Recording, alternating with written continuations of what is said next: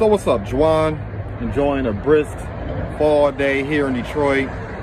Waiting on the queue line, headed to Midtown today. Didn't feel like making the walk, the almost daily pilgrimage today.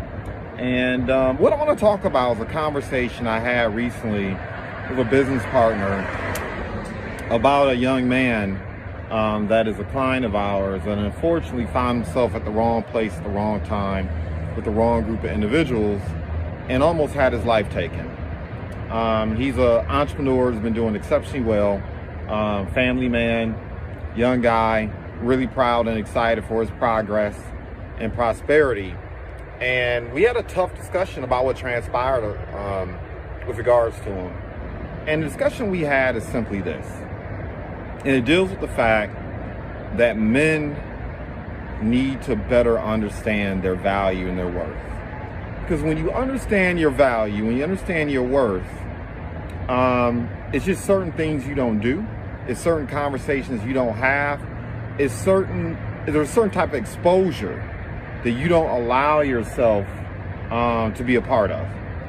And, it was tough because, a lot of discussion revolved around the ideal of it not being fair, the ideal of that should have never have happened, the ideal of this is a good kid, it's a good guy, takes care of his family, building a business, just doing all the right things.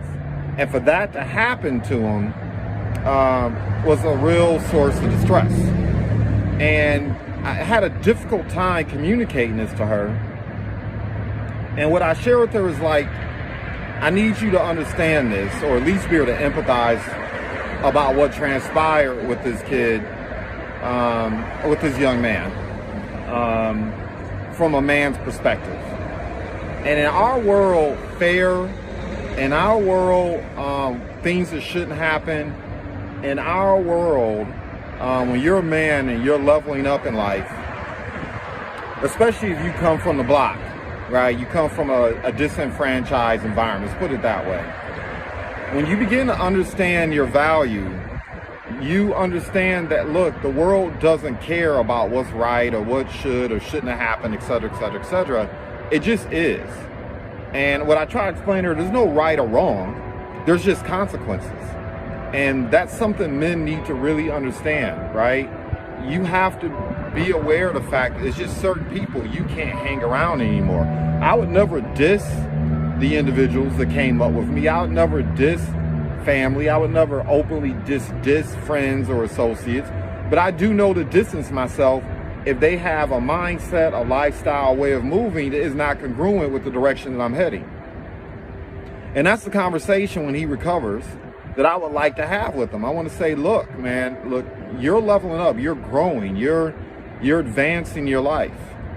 And it's just certain things you can't do anymore. It's certain places you can't be anywhere anymore. It's certain people you can't hang out with anymore. At least if you hang out with them, it has to be on your terms and the environment of your choosing with the right people around you. Else things like this are likely to happen. It's the same thing in relationships, whether it be your friends or your girlfriend or lady friend, even in terms of your choice of the wife, the person you choose to sleep with. When you understand your value, you got to be around people.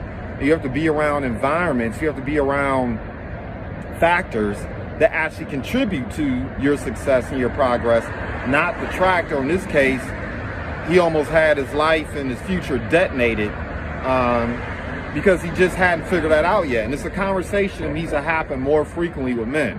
Because oftentimes you'll have men with all the potential and ambition and drive and talent and enough discipline to really go far, to go further, to go harder, to accomplish more, to really be contributors to society. But you can be in the wrong environment.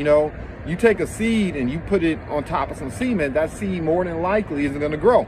Are there exceptions? Can the seed get lucky? Yeah, the seed can get lucky.